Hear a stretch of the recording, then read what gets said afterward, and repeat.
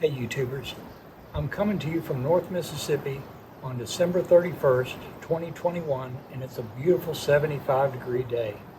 But we've got some 20-degree temperatures on the way in just a couple of days. So I'm working on my fountain, getting ready for the cold weather. I'm going to walk you through how I drain and clean the fountain, and I'm trying something new this year I want to share with you. If you find any of this helpful, please like and subscribe to my channel. It'll help me grow the channel. We have a bird bath and two fountains in our yard. This is a smaller of the two fountains. It only holds a couple of gallons of water. And the first year I had this, it froze and actually cracked it, and I had to glue it back together. So as soon as cold weather starts, I drain this one, clean it, and put it away for the winter. I've got a little cover that goes over it. I put that bowl down on it first, and then the cover goes over the top. And the bowl keeps the cover domed up in the top, in the center, so that water drains off of it. It doesn't fill a puddle of water on top of the cover. So fixing to put that one away for the winter. So there it is, covered up, and it'll stay like that until next spring. So this is the larger of the two fountains. I put this in about 3 years ago. There's a plastic tub underground that's designed for this type of fountain. It holds about 20 gallons of water, and it has a lid on it that it can support the blue portion you see here, and it also supports all those rocks. And there's an access hatch where you get to it and where you install the pump. Now the blue part you see is just a pot that I bought at Home Depot, and I put a piece of pipe coming through the center, seal that around where the pipe comes through the pot, and there you have it. Pretty easy to put together. The hardest part, honestly, was digging a level hole at the bottom to set the underground tank in. Now the tank underground, I don't know the exact capacity, but it's at least 20 gallons. And I'd say that the pot probably holds somewhere between 10 and 15 gallons. The first year or two we had this, it worked fine throughout the winter. But last year we had some unusually cold days and everything froze solid, and I had to come out here in the freezing weather and unplug the pump and get the pump out of there before it froze up solid. I'm going to try something different this year. I'm going to clean the pot and clean and drain the water, put fresh water in it. All the leaves have finished falling, so I should be able to get it cleaned up nicely.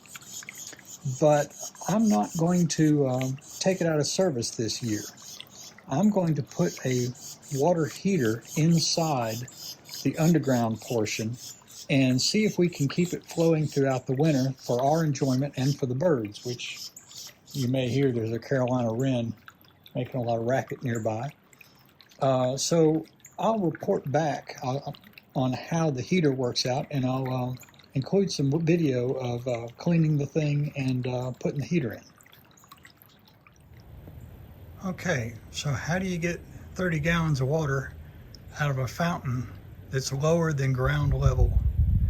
Well, you have to pump it out or siphon it out if you can get the end of the hose to a point that's lower than the bottom of the tank. I'm going to use both methods. So here's the pump I'm using to get things started. This is just an inexpensive pump, attaches to a cordless drill. You can pick these up at Home Depot, Lowe's, wherever. They're not very expensive, about 20 bucks or so. This is what it looks like attached to the cordless drill. This is the pump. I've got a short hose on the inside, and I've got a much longer hose hooked to the other end. On the other end of the hose, or the pump rather, I've got a hose that runs most of the way down my driveway. Between the tank and the far end of the hose is probably a 20 or 25 foot drop. So once the siphon brings water up out of the bottom of the fountain and the hose is filled with a solid column of water, it will begin siphoning much faster than the pump can go. Once I get to that point, I'll disconnect the pump from the end of the garden hose, keeping the end of the garden hose underwater the whole time so I don't break that siphon. And then this thing will drain out very quickly.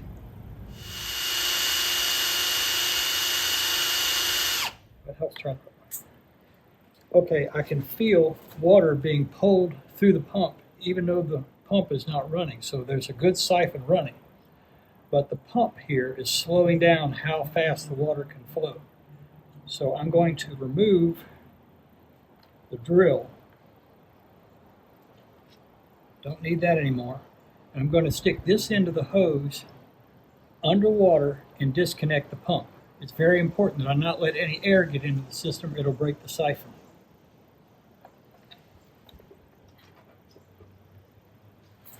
So I have to disconnect the pump underwater.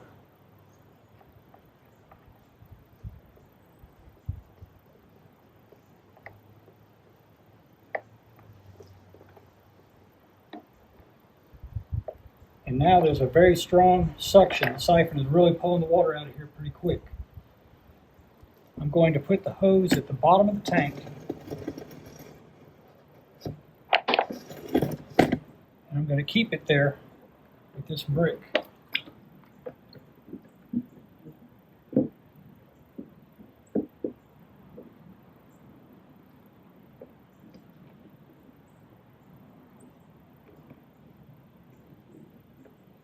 Here we go. I've slipped the brick, or I've slipped the hose through the hole in the brick, and it's about this far from the bottom of the tank. So now I just sit back and let gravity do the work for me.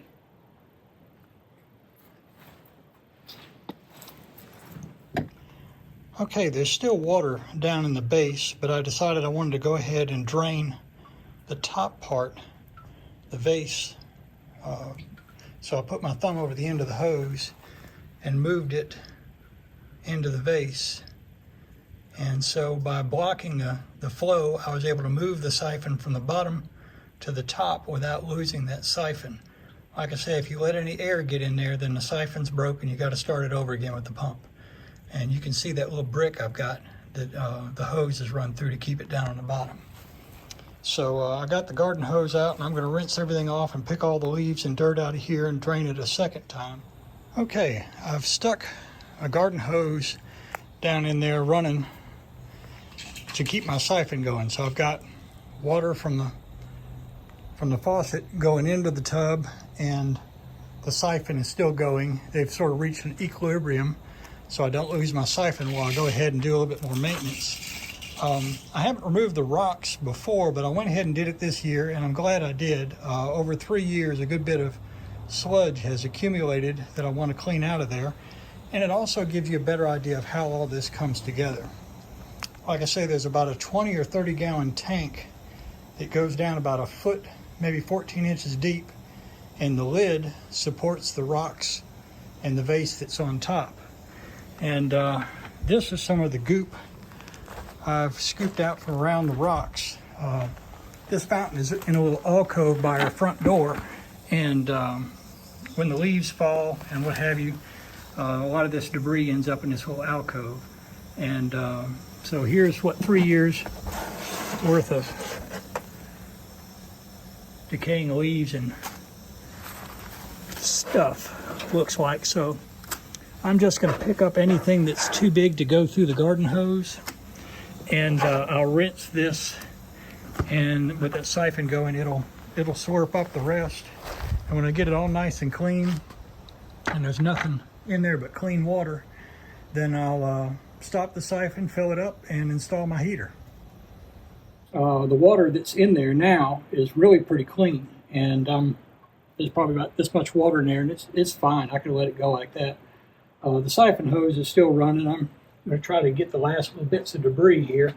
I've got the pump out, and you can see it needs cleaning, so I'm going to work on that next and get that cleaned out, and then the pump can go back in, and then I'll get started on my heater installation.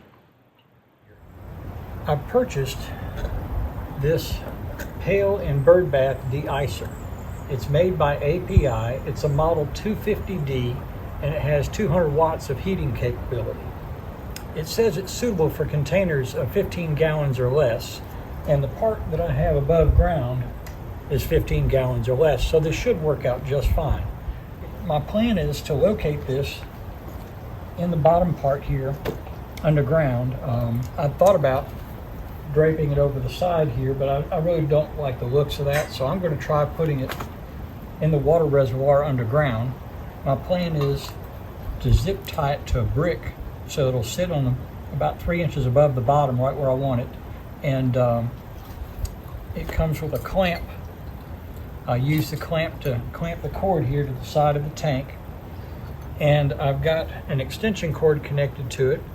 And right here, I'm using a Cord Connect waterproof connector. This will keep the cord from the unit itself and the extension cord. It'll keep the connection between them dry. Okay, I've got the heating element zip tied to my brick here, and I left the part that makes the water hot cantilevered out over the brick so it'll get good water circulation around it.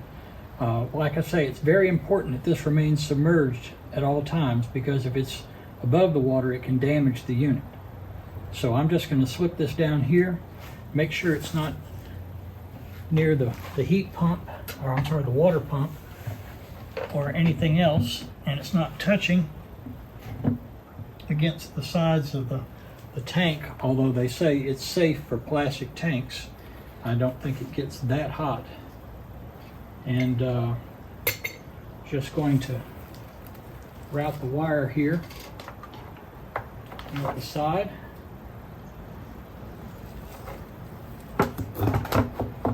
It comes with a clamp for clamping the wire in place, but I honestly don't think I'm going to need it. Okay, so both the base and the tank are clean. I've cleaned the pump and reinstalled it. You can see the heater, that's the silver thing down there, which I've zip tied to the brick, and it's near the center.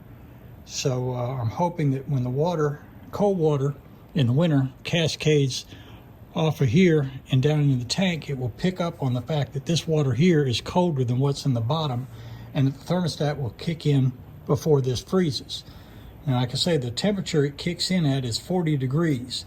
So it's possible water may freeze up here and still be above 40 degrees down there where it's below the surface of the dirt. But we'll find out this winter. And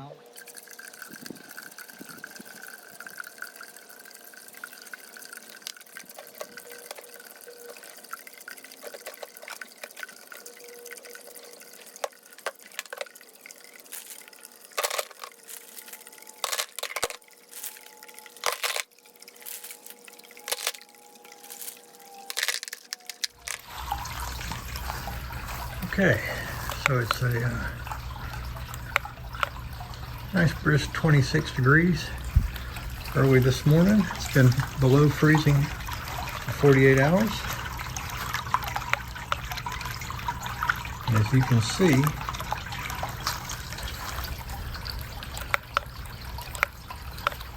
(26 degrees).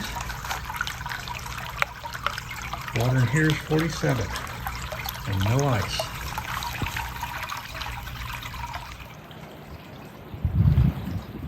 Thanks for watching. I hope you found some helpful tips. Please like and subscribe if you did.